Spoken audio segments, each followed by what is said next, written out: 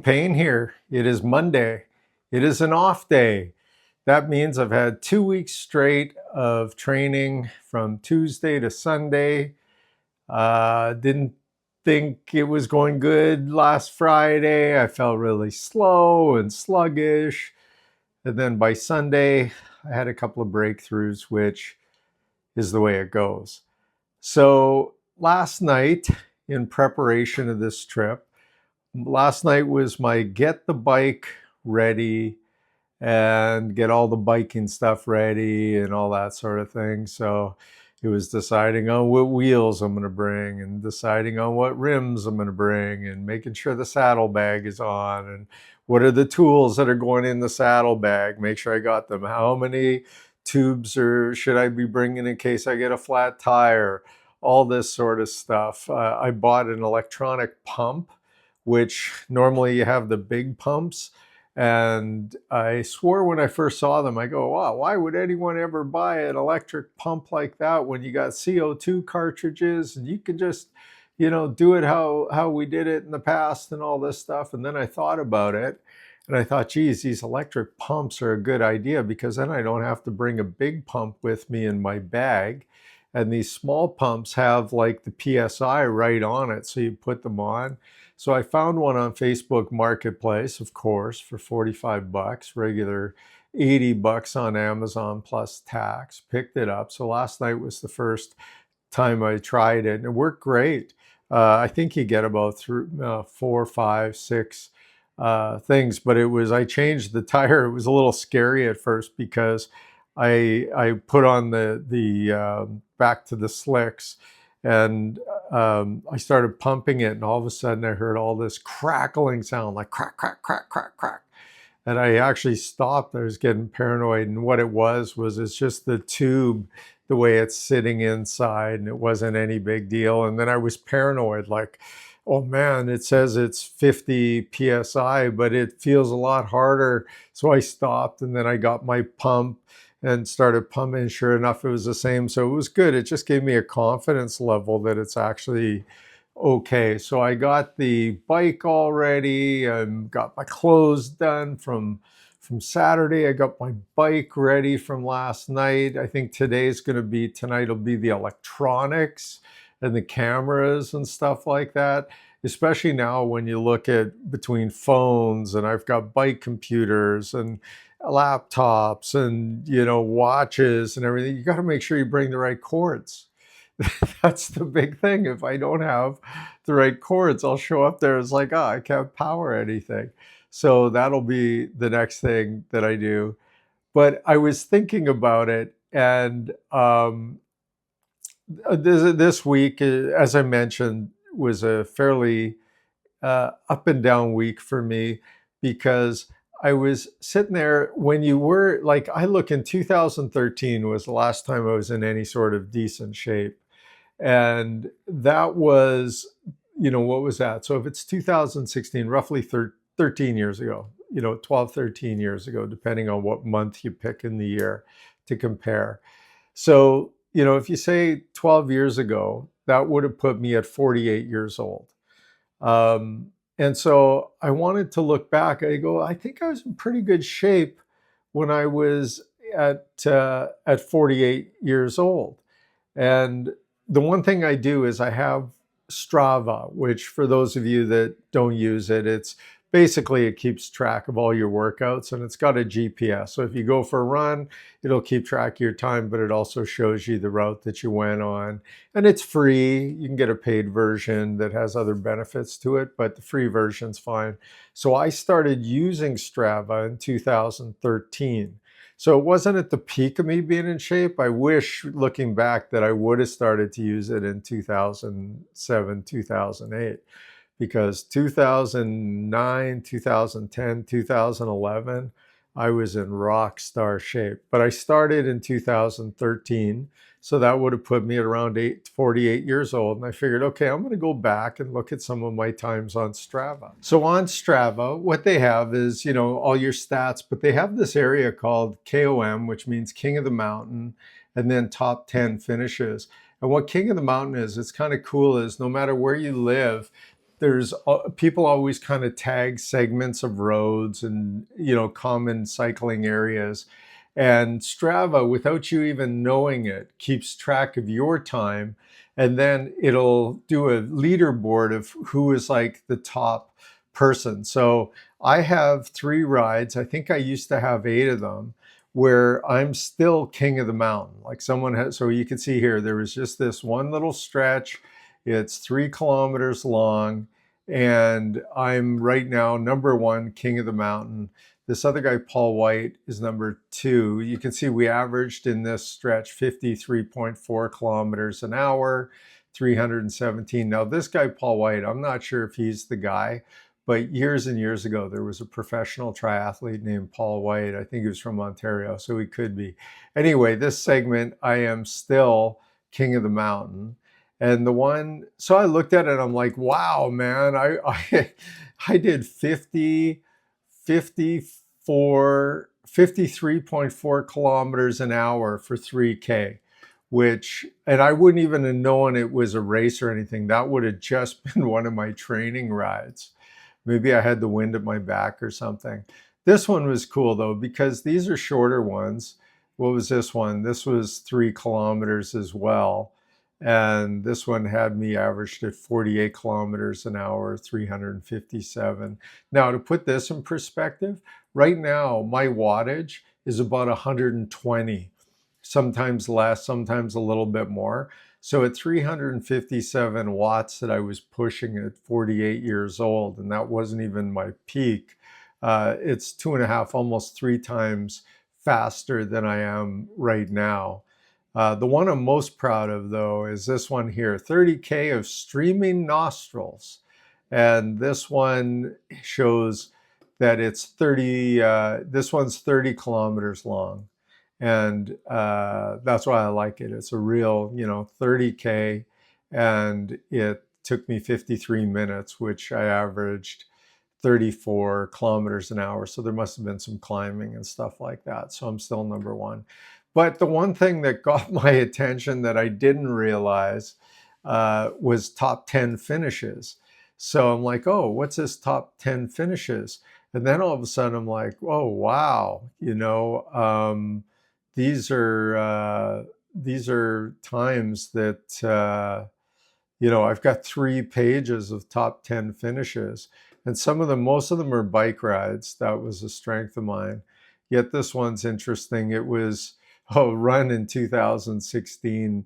That I don't see that as counting. But here's one that was a ride for 3 kilometers. It looks like it's through Ottawa. I can't even remember being in Ottawa, but I guess I'm in 5th place right now.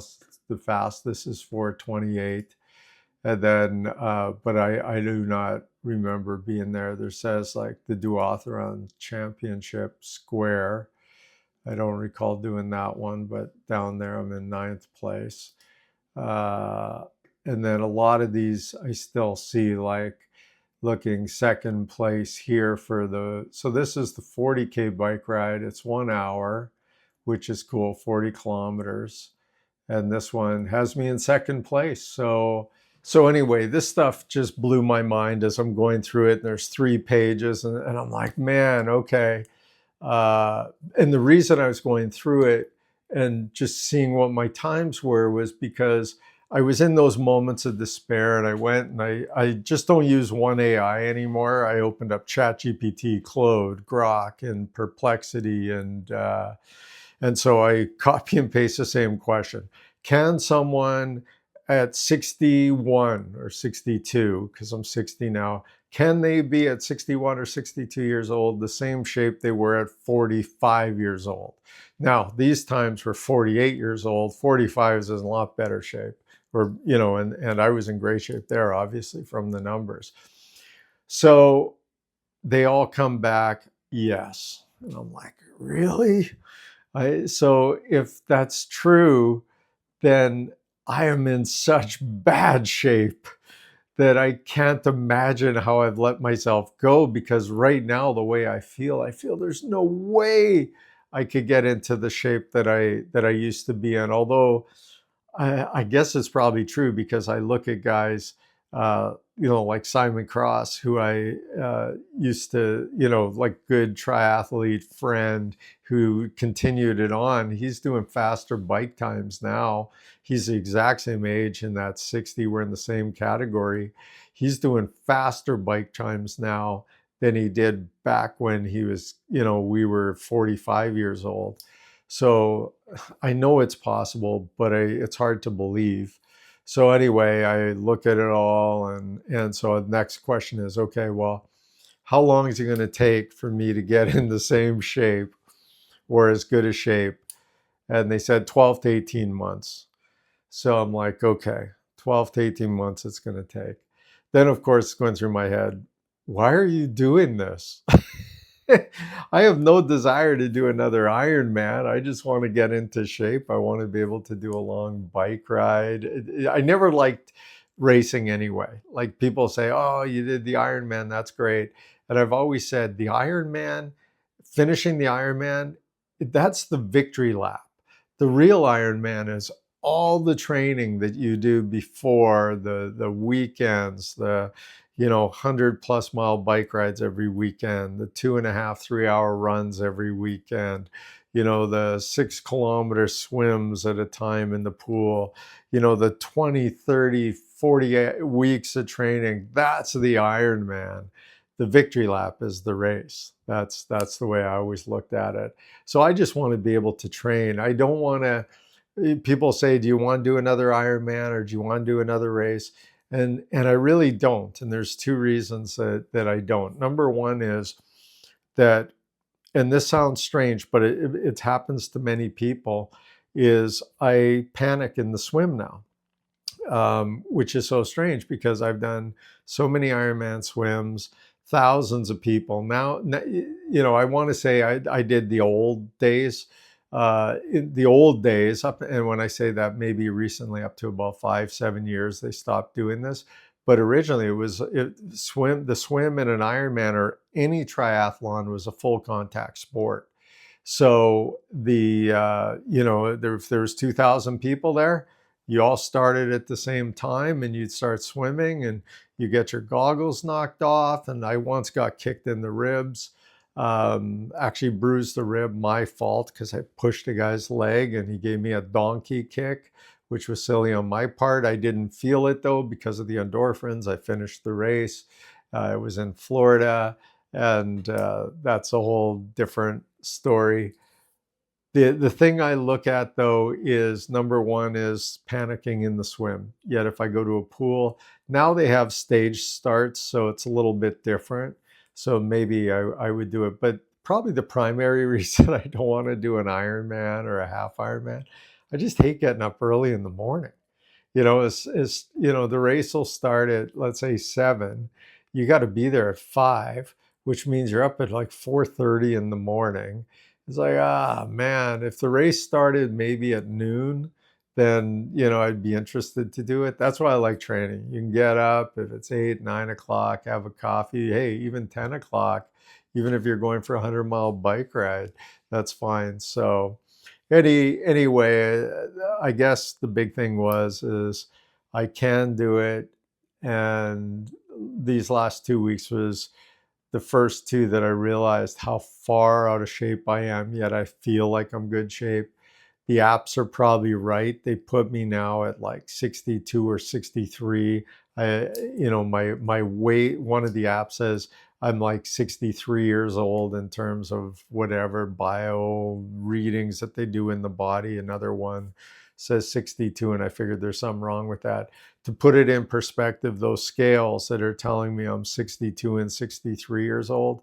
And again, I'm sounding like Al Bundy. And if you ever watched Married with Children, and probably the people watching this know who it is, because it's only probably people that are over 55 that are even interested at all in what I'm doing. But if you remember Al Bundy, he went to Polk High and he was a quarterback, and he always talked about his 4 touchdowns. So I look at it as like when I talk about my Ironman, being in great shape, I really do feel like I'm an Al Bundy. But with that said, as an Al Bundy story, when the scale now says I'm 62, 63 is my biological age. When I was training, the same scale that does all that had me at 13 years old. And this, as a matter of fact, when I was in Utah and I bought the scale, is it a Tanata or whatever scale?